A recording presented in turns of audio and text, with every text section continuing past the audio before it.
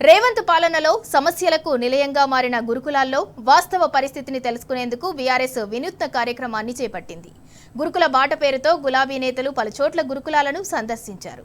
సౌకర్యాల లేమితో కొట్టుమిట్టాడుతున్న హాస్టళ్ల దయనీయ పరిస్థితిని కల్లారా చూసి చలించిపోయారు. విద్యార్థి లోకానికి గులాబీ పార్టీ అండగా ఉంటుందని భరోసా ఇచ్చారు. విద్యార్థులకు పట్టెడన్నం కూడా పెట్టలేని రేవంత్ సర్కార్ తీరును బీఆర్ఎస్ నేతలు ఎండగట్టారు. రేవంత్ పాలనలో గురుకులాల్లో దయనీయ పరిస్థితులు నెలకొన్నాయి. అన్నంలో పురుగులు, నీళ్ల సాంబారు, అపరిశుభ్ర వాతావరణంతో విద్యార్థులు అనారోగ్యానికి గురవుతున్నారు. ఫుడ్ పాయిజన్ తో విద్యార్థుల ప్రాణాలు కూడా పోతున్నాయి. అయినా రేవంత్ సర్కార్ మొద్దునిద్ర వీడడం లేదు. ఇప్పటి వరకు ప్రభుత్వం నుంచి సరైన చర్యలు లేవు. ఈ నేపథ్యంలో గురుకులాల్లో వాస్తవ పరిస్థితిని తెలుసుకునేందుకు బీఆర్ఎస్ వినూత్న కార్యక్రమాన్ని తీసుకుంది. గురుకుల బాట పేరుతో పలుచోట్ల గురుకులాలను గులాబీ నేతలు సందర్శించారు. బీఆర్ఎస్ తరపున అన్ని విధాలా అండగా ఉంటామని అభయమిచ్చారు. యాదాద్రి భువనగిరి జిల్లా ఆలేరులో గురుకులాలను సందర్శించారు బీఆర్ఎస్ నేత ప్రవీణ్ కుమార్. అక్కడ సౌకర్యాల గురించి అడిగి తెలుసుకున్నారు. వసతులను స్వయంగా పరిశీలించారు. విద్యార్థుల సమస్యలు తెలుసుకునేందుకే గురుకులాల బాట పట్టామని బీఆర్ఎస్ నేత ప్రవీణ్ కుమార్ తెలిపారు. ప్రతిపక్షాలపై ప్రభుత్వం నిరాధార ఆరోపణలు చేయడం మాని విద్యార్థుల బాగోగులు చూడాలని డిమాండ్ చేశారు.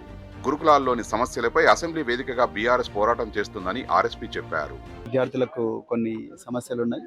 ముఖ్యంగా మెనూ ఛార్జీలు కాస్మెటిక్ ఛార్జీలు, తర్వాత స్పోర్ట్స్ డ్రెస్ ఇవన్నీ రాలేదని విద్యార్థులు చెప్పడం జరిగింది.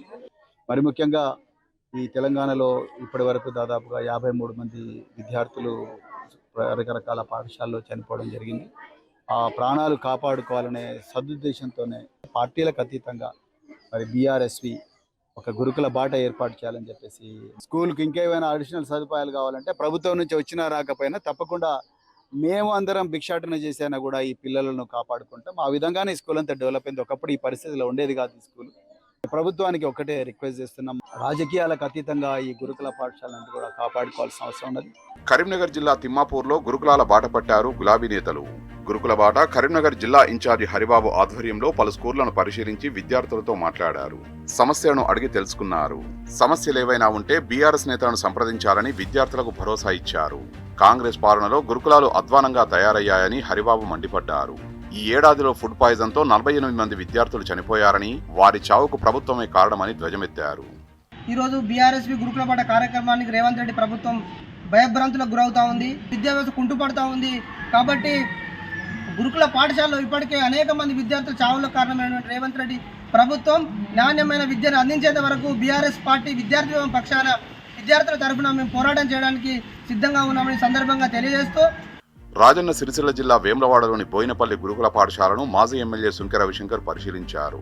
విద్యార్థుల బాగోగులను అడిగి తెలుసుకున్నారు. గురుకుల విద్యార్థులకు నాణ్యమైన ఆహారం అందించడంలో ప్రభుత్వం విఫలమైందని సుంకె రవిశంకర్ మండిపడ్డారు. మరి అనేక మంది ఐఏఎస్లుగా, ఐపీఎస్లుగా, ప్రొఫెసర్స్గా, ఇంజనీర్లుగా, డాక్టర్లుగా మరి ఆ గత 10 ఏళ్లలో తీర్చిదిద్దితే 11 నెలల కాంగ్రెస్ పాలనలో ఇవాళ వీళ్ళ విద్యార్థుల జీవితాలు చిన్నాభిన్నం అయిపోయి ఇక పురుగులన్నం. మరి నాడేమో పౌష్టికాహారం, కేసీఆర్ గారి నేతృత్వంలో పౌష్టికాహారం ఉంటే ఈరోజు కాంగ్రెస్ 11 నెలల పాలనలో పురుగులన్నం పెడుతున్నటువంటి మరి పరిస్థితి. కాంగ్రెస్ మార్పు అంటే పురుగుల అన్నం పెట్టడమేనా మార్పు? రంగారెడ్డి జిల్లా అల్కాపూర్లోని ప్రభుత్వ పాఠశాలను బీఆర్ఎస్ నాయకులు సందర్శించారు. గురుకుల బాట కార్యక్రమంలో భాగంగా మధ్యాహ్నం భోజన నాణ్యతపై ఆరా తీశారు. విద్యార్థులను అడిగి తెలుసుకున్నారు. నాణ్యమైన ఆహారం అందించడంలో ప్రభుత్వం విఫలమైందని బీఆర్ఎస్ నేతలు నిప్పులు చెరిగారు. కొడంగల్ నియోజకవర్గంలో బీఆర్ఎస్వి గురుకుల బాట కార్యక్రమాన్ని చేపట్టింది. పొలంపేటలోని కస్తూర్బా గాంధీ పాఠశాలను మాజీ జడ్పీటీసీ కోట్ల మహిపాల్ ముద్రాజ్ సందర్శించారు.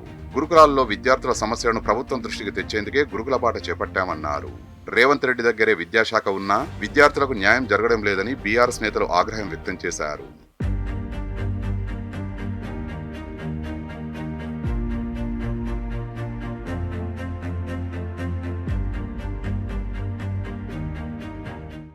జనగామ జిల్లా పాలకుర్తి మండలం గూడూరులో బీఆర్ఎస్ నేతలు గురుకుల బాట పట్టారు.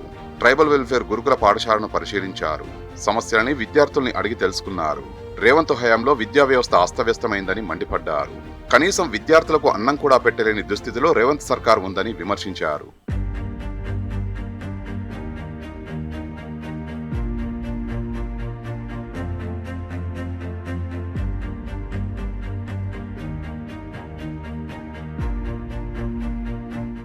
మరోవైపు బీఆర్ఎస్ గురుకుల బాటతో రేవంత్ సర్కార్ వెన్నులో వణుకు పుడుతోంది.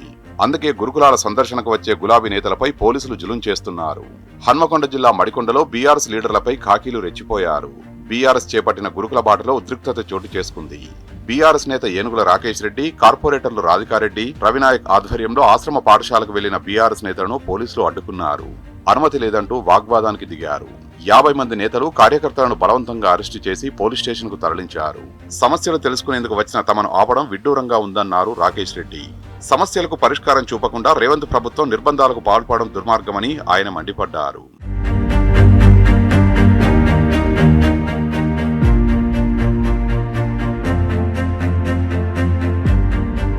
ప్రభుత్వ వ్యతిరేక నినాదాలతో నిర్మల్ జిల్లా లోకేశ్వరం హోరెత్తింది. గురుకుల బాటలో పాల్గొన్న గులాబీ నేతలపై పోలీసులు రెచ్చిపోయారు. అక్రమంగా అరెస్టు చేసి స్టేషన్ కు తరలించారు. విద్యార్థుల సమస్యలు తెలుసుకునేందుకు వెళ్తే తమను పోలీసులు అరెస్టు చేయడం దుర్మార్గమని బీఆర్ఎస్ నేతలు ధ్వజమెత్తారు.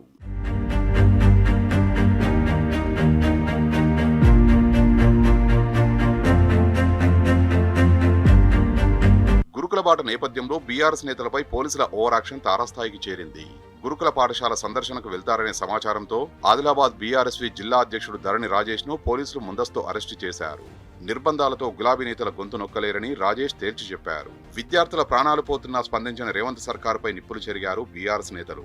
కాంగ్రెస్ ప్రభుత్వం ఓవర్ యాక్షన్ తగ్గించి మొద్దునిద్ర వీడాలని డిమాండ్ చేశారు.